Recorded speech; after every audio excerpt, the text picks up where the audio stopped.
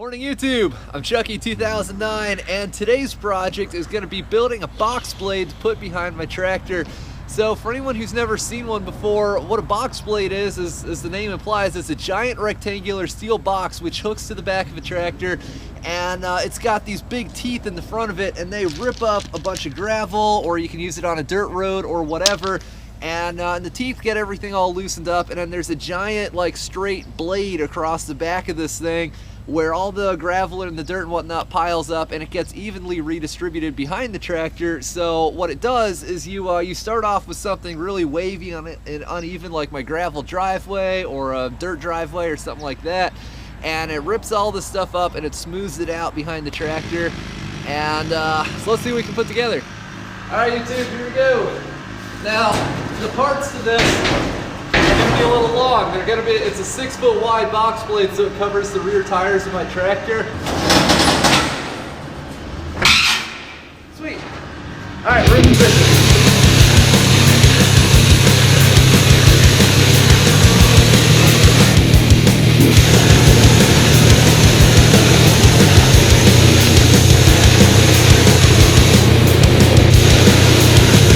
So one of the defining differences between a cheaper box blade and one that's really made to last through the ages is whether or not the leveling blades in the back of it are replaceable. With a lot of the cheaper box blades, this is simply one long strip of steel that's welded in place. I want mine to be replaceable because, well, you know, these things really get worn away by sand and dirt and gravel and whatnot. And the next thing that's on my mind is building the big piece of square tube, which is what all of our ripping shanks are attached to, and this obviously needs to be pretty substantial. So I wanted something about 4 inches, maybe 3.5 inches, with a pretty thick wall thickness, ideally like 1/4 inch or above. And I looked out in the drops pile and I found these strips of material. We found 3 of these that are exactly 4 inches wide, and this one which is about 4.5. So what we're gonna do is on 2 of these pieces of material, we're gonna cut out some slots, and that's what the ripper shanks are gonna drop through, and they're gonna be held in place. All right, cool. Your end's gonna have to go in first. Okay. Yeah.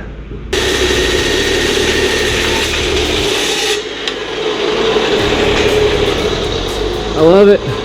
Okay, so now that we have the slots cut out for these teeth to run through, we basically just need to make the teeth themselves.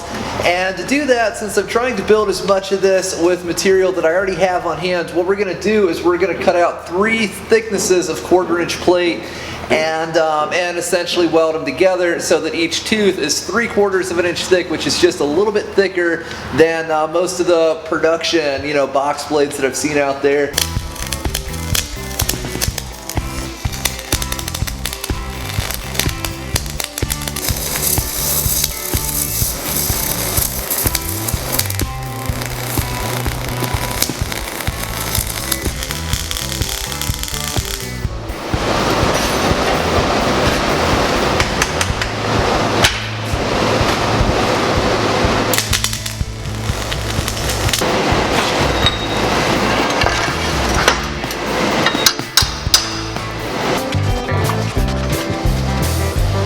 Alright, so we're getting this box fit up, and this is of course what's going to hold all of these shanks in place. And we need it to be really sturdy, we need it to be about perfect. But one little imperfection with this I've noticed is that this end is kind of like bowed up a little. There's a natural bow in the piece of steel we use.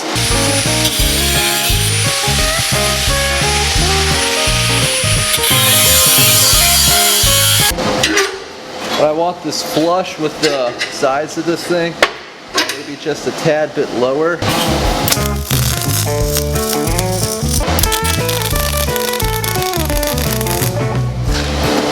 Alright, so one potential problem I can foresee with this project is that, you know, we got our 5 giant ripper teeth attached to this essentially large piece of square tube, and there's a lot of force that's going to be pulling in it this way, especially if we hit a root or a piece of pipe or some hidden object in the ground with it.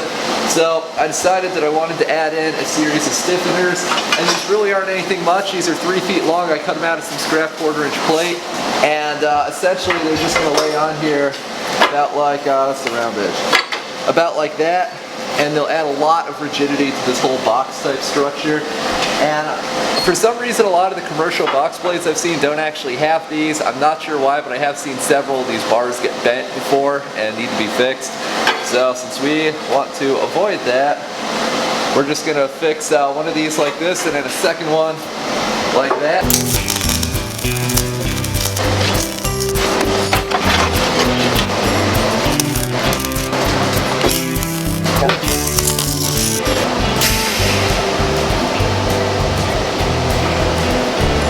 Do it from back a little bit, I'll hit it again.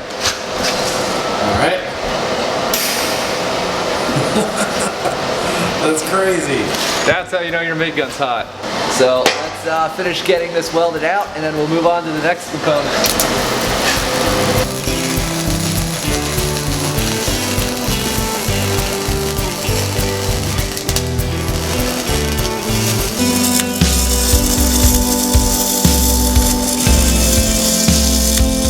Alright, so we're making some pretty good progress here.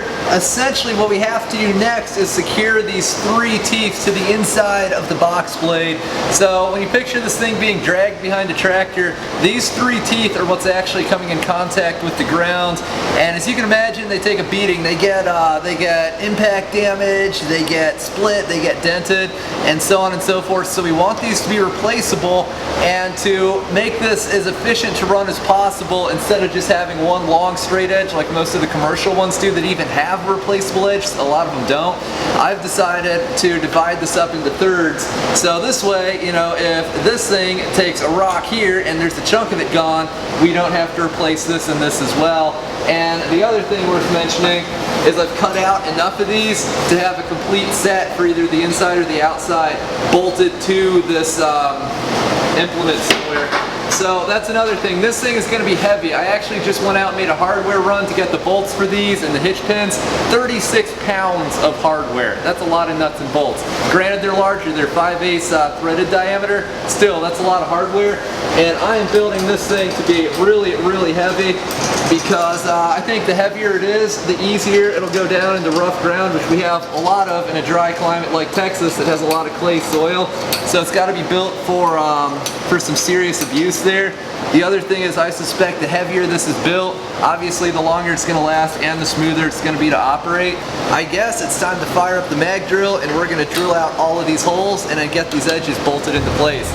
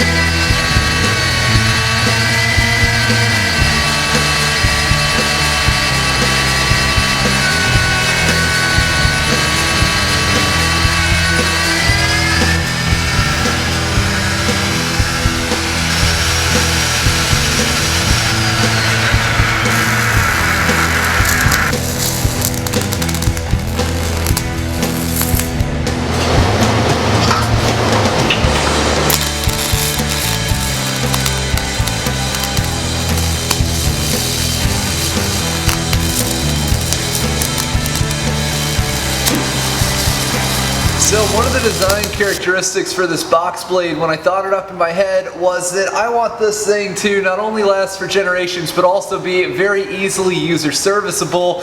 So, you know, that way if I'm out, you know, grading someone's driveway, for instance, and I damage one of these teeth, I want to have spare parts on hand for this.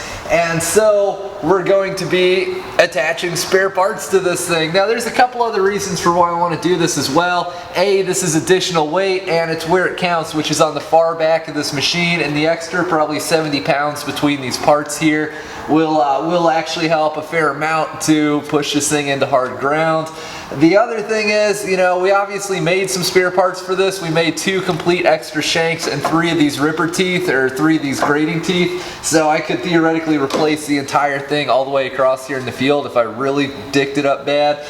But the other reason is if I didn't put these things on the box blade, that means they're going to be staying here in the shop, and that means they're going to be in the way, they're going to be taking up space, I'm going to be tripping over them, they might accidentally get thrown out or damaged. So I really do think the best place to store these things is actually on the implement itself.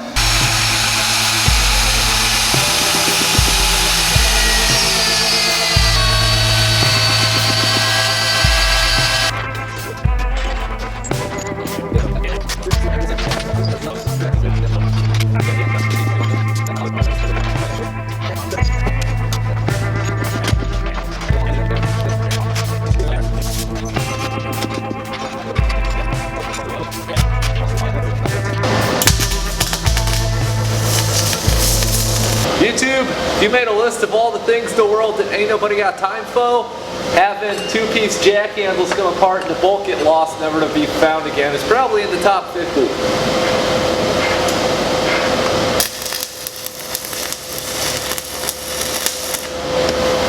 This is stupid thin stuff, so I'm just trying not to burn through mainly.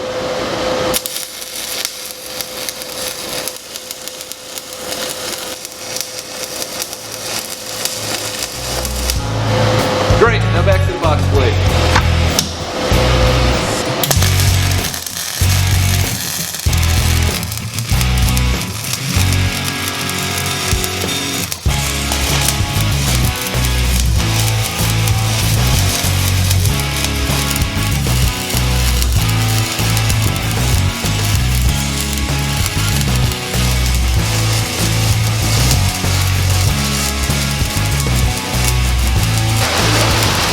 Morning YouTube, I hope you can hear me over the rain, and today we're hoping to get the old box blade here finished up. Basically, I've been placing these little brackets in which hold the shanks in place with these bolts, and Seth here has been working on cutting these out, and he got all four of these to within like a 1/16 of an inch in length, which I think is really cool. So basically, what these pieces of rectangular stock are they're the sections where the lower arms on my tractor's 3-point hitch are going to pick up this box blade. And essentially, the way I've got this design is to use a pin. Now, on a lot of lighter duty implements, you can have like a fixed pin, like this for instance, and then you just take the lower 3-point arm and you slide it over the pin and secure it in place. But the problem with this is the pin sticks out, and on something that's going to experience shock loading and high strength loads, you know, it really twists this pin around and it can fatigue the metal over time. So on this implement, what I've decided to do is to use a heavier duty style of hitch in which the lower 3-point arm goes in between normally a couple pieces of really heavy plate like 1/2 inch or 3/4 inch, but we don't have enough of that to do this. So in our case, we're going to be using some heavy wall like 1/4 inch wall, 2x3 rectangular stock. So the lower 3-point arm goes in like this, and then it's secured with a pin that goes through, you know, through here. And this way, there's equal loading on each of these things, and there's not a pin that sticks out that can get bent and twisted off. And it's just a much sturdier, much longer lasting design, which I think is really necessary for something like this.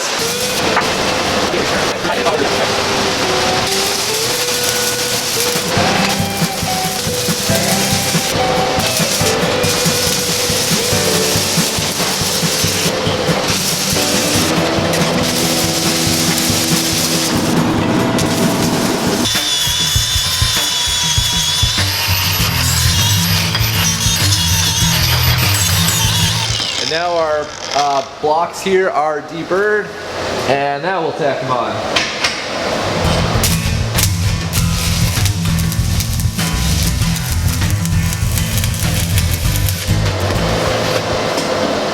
Alright, that's good. So I decided we want about a 2-inch gap between these blocks, and since they're 2-inch pieces of rectangular tube, pretty easy to do that. And one thing I've learned the hard way is it's really important to to leave a pin in anytime you line something like this up, because if you don't, it's really easy for one to be off just enough. And obviously not so much on this, because this is a 7/8 pin in a 1-inch hole, so there's quite a bit of slop there, but on some more precise things, that can lead to some problems if you're not careful. So I'm just going to leave this pin in as I tack on the second one.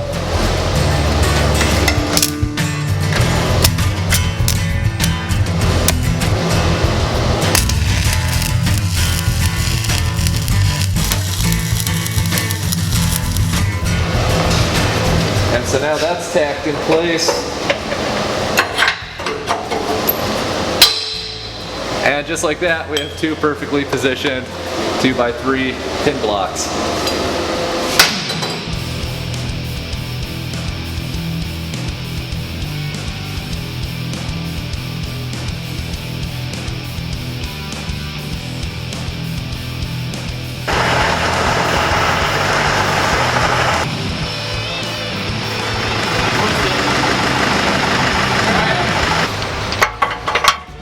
Still fits right where it's supposed to.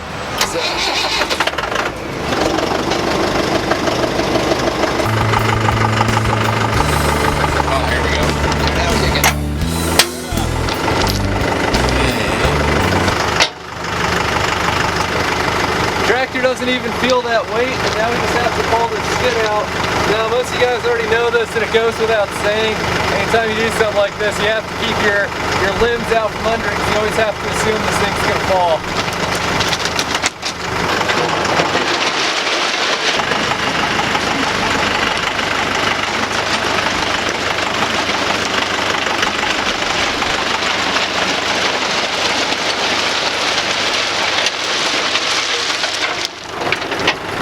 How about that?